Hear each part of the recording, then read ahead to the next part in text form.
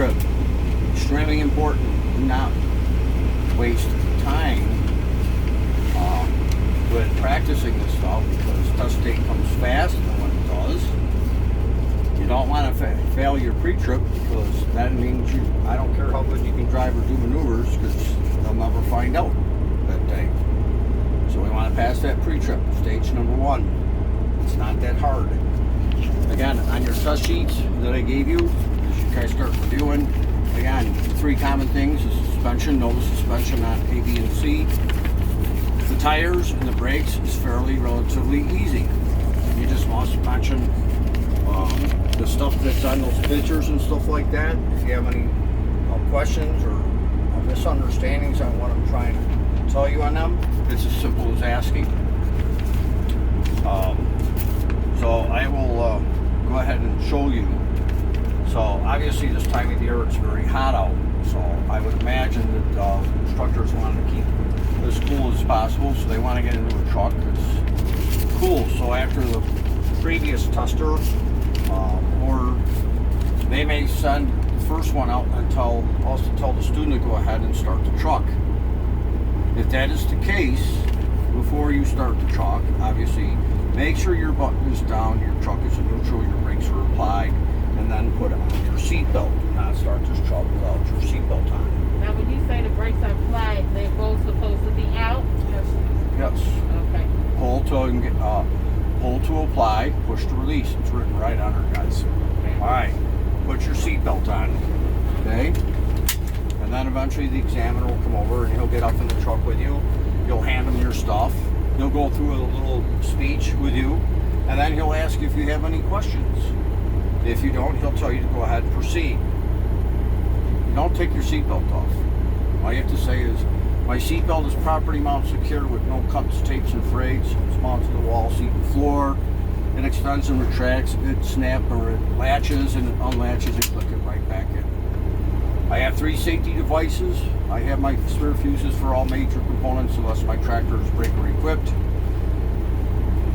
I have a 10 BC extinguisher securely mounted next to my driver's side seat or door, whichever one you want to say, fully charged, up to date with the pin in place. If not, it'll be in my side box properly labeled.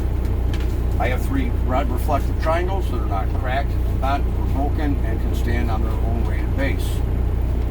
Sir, during my safe start procedures, I made sure my brakes were applied, my button was down, my truck was in neutral, and then I clutched in and I turned the key to the on position. My gauges did a sweep, my anti-lock braking system indicator light came on, and it went off. Okay. Then I started my truck. Currently, I have no warning lights or buzzers on at this time. However, my parking brake light is on because my parking brakes are applied. All my gauges are readable, they're not cracked or broken. And I'm going to start with my voltmeter up here. Its operating range is 12 to 14 volts, and currently it's reading a little over 14 volts. My oil gauge is 5 to 20 psi while my truck is idling, and 35 to 75 psi operation. Currently, it is reading approximately 28 psi. My temperature gauge will read 170 to 200 degrees Fahrenheit, and currently it's reading about 175. And I have my primary and secondary air gauges, and they're right around 140 psi currently. I have my left indicator, which was working properly, my right indicator is working properly, and my four-way indicators are working properly. I have my city horn and my air horn working properly. My side mirrors are properly mounted secure, not cracked or broken. They're clean, and I can adjust them from my driver's side door. The first click of my headlight control will turn on my marker, clearance, and ID lights. And the second click will turn on my low beams, which are visible at 250 to 300 feet after dark. I'm going to pull back on my switch. My high beam indicator is working properly, and my high beams are visible at up to 500 feet after dark.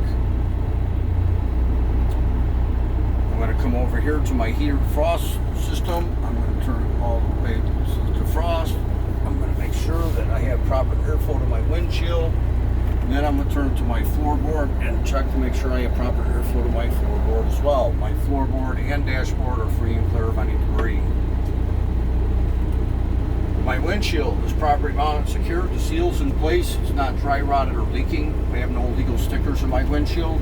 I do have a safety inspection sticker and my truck and trailer registration. I cannot have a crack larger than 1 inch in diameter in my field of vision. I have my windshield wipers, which are properly mounted, secured. The blades are not dry rotted. I have proper tension to the windshield. And my windshield wiper fluid is working properly. Okay, so at this time, I'm going to go ahead and move on to my tug test and service combination brake test. So with my brakes applied, I'm going to clutch in and I'm going to put the truck in low gear. And I'm going to release my tractor spring brakes to check my trailer spring brakes. And I'm going to ease off the clutch until I feel a slight tug. And I'm going to go ahead and reapply my brakes and go back to safe park. My test was successful. My brakes are applied, so again I will go back to low gear. And this time I'll release my trailer spring brakes to check my tractor spring brakes. Again, I'll ease off the clutch and feel a slight tug. I'll go ahead and reapply my brakes, go back to safe park. My test was successful. This time I'm going to go ahead and do my service combination brake test. So with the brakes applied, I'll clutch in, cover my service pedal, go to low gear, and release my brakes one at a time. With my hands lightly on the wheel, I'll roll forward at 3 to 5 miles an hour.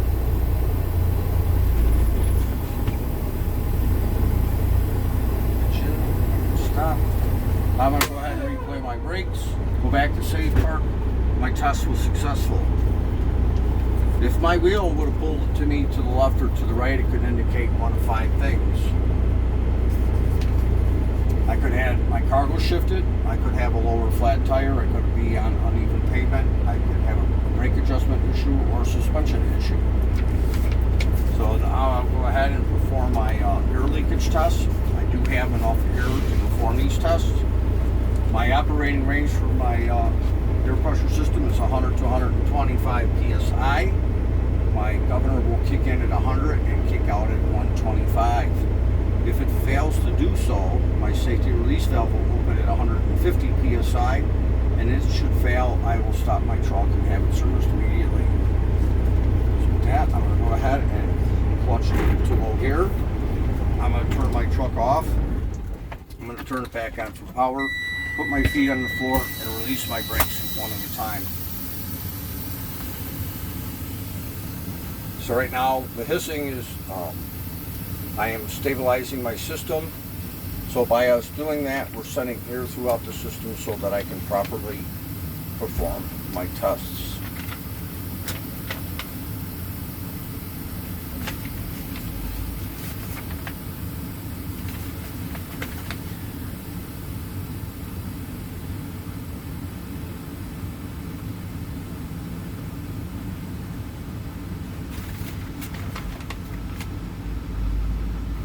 Low gear is all the way to the left and pull back. Yep, to you and down.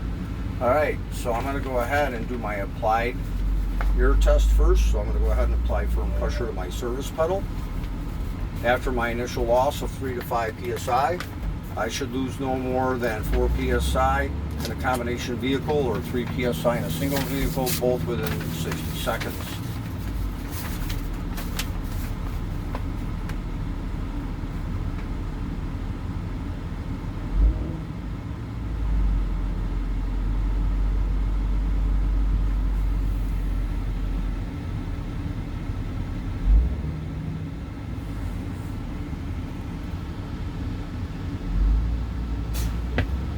Alright, my test was successful. Now I'll go ahead and perform my fan down 1 test. I'm looking here for my warning light and buzzer to come on at 60 psi or above.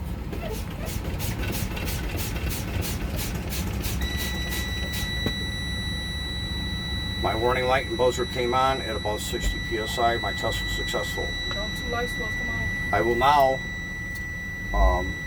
do my fan down 2 test. I'm looking for my trailer spring brakes to apply first at 45 to 20 psi to prevent jackknifing.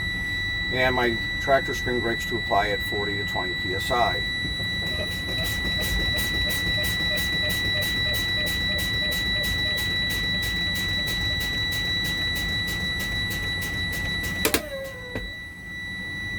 My test was successful.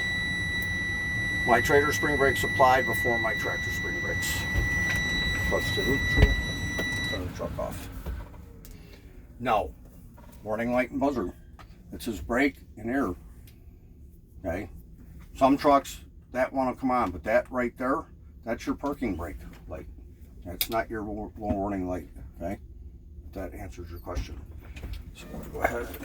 Again, no cold starts to these trucks, guys. Turn the key to the on position, let the gauges sweep, and then start your truck. So when the examiner come out, will they be testing us in these trucks? Yes. So is it a particular? 3553, just as I did it, exactly the way I did it, you will fail. You cannot change the numbers, you cannot do it out of order, you cannot step on your pedals when you're not supposed to, so you must be fluent with all of that. You must know the proper way to do all of the tests. So if you do a tug test and you step on your service pedal, it's an automatic fail. If you reach for these and assist them in any way, it's an automatic fail. So I'm going to break this down a little bit more.